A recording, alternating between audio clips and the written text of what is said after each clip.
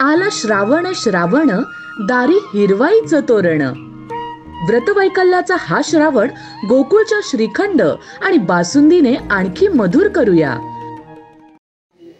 30 August गोकुळची सर्वसाधारण सभा पार पडणार आहे.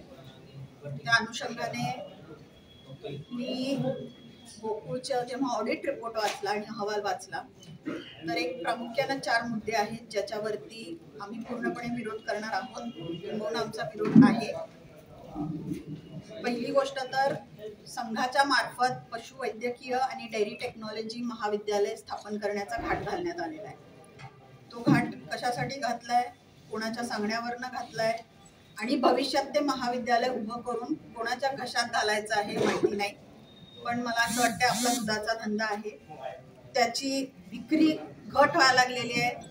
दुग्धजन्य पदार्थांमध्ये विक्रीची घट आहे, पशुखाद्य विक्रीची घट आहे. तर आपण या सगळ्या संकटांना सामोरं जात असताना आपला मेन जो व्यवसाय त्याच्यावरती लक्ष केंद्रित करावं आणि महाविद्यालय वगैरे स्थापन करून तिकडे डायव्हर्ट होऊ नये अशी आमची सगळ्यांची मनापासून इच्छा आहे. मुळात हे महाविद्यालय उभं करायचं म्हणजे याच्यामध्ये सगळी इन्व्हेस्टमेंट गोकुळची येणार आहे.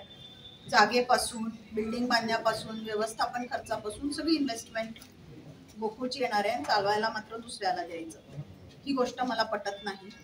इथे गोकुळची गुंतवणूक अडकून ठेवण्याची गरज नाही.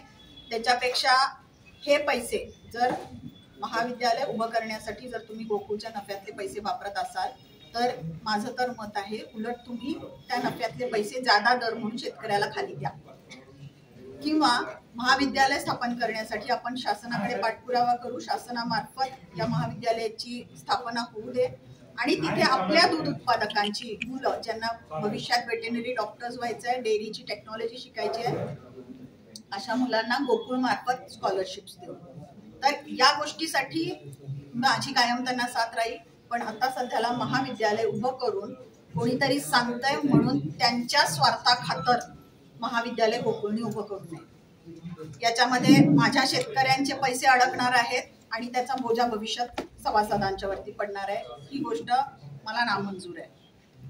दुसरी गोष्ट, अवर्ग सभासदेच्या संख्येत 36% वाढ झालेली आहे आणि त्या मानाने जितकं दूध संकलन व्हायला पाहिजे होतं तर ते फक्त 13% वाढलेलं आहे. हा कुठेतरी विरोधाभास आहे. एकीकडे संस्था वाढतात पण दूध संकलन अजिबात वाढत नाहीये. जर या सगळ्या दूध संस्था आपल्याला दूध घालतायत तर दूध संकलनामध्ये वाढ का दिसत नाहीये. आणि जर असं असेल तर याचा अर्थ आहे की तुम्ही फक्त नावाला दूध संस्था उघडलेल्या आहेत ज्यांना तुम्ही मताचा अधिकार देणार भविष्यात आणि कुठेतरी हे खाजगीकरण करणार की आज जे 4100 ठरावधारक होते, छाननीनंतर 3600 राहिले. आज त्या सभासदांची ठरावधारकांची संख्या ही 5700 वर गेलेली आहे.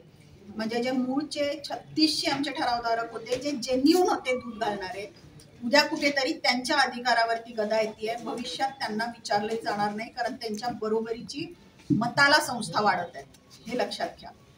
दुसरी गोष्ट आहे, तिसरा मुद्दा आहे की किमान 50 लिटरची अट संस्थांना जी लागू करण्यात आली होती गोकुळकडून ती काढून टाकण्याचा या लोकांनी घाट घातलेला आहे.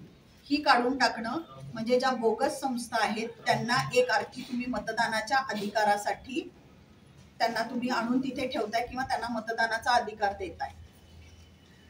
हे अत्यंत चुकीचं आहे. 10 लिटर दूध घालणारी संस्था सुद्धा जर मतदानास पात्र होत असेल आणि 1000 लिटर दूध घालणारी सुद्धा मतदानास पात्र होत असेल तर हे अत्यंत चुकीचं आहे. मग ते 1000 लिटर दूध घालणाऱ्या संस्थेवरती हा अन्याय आहे.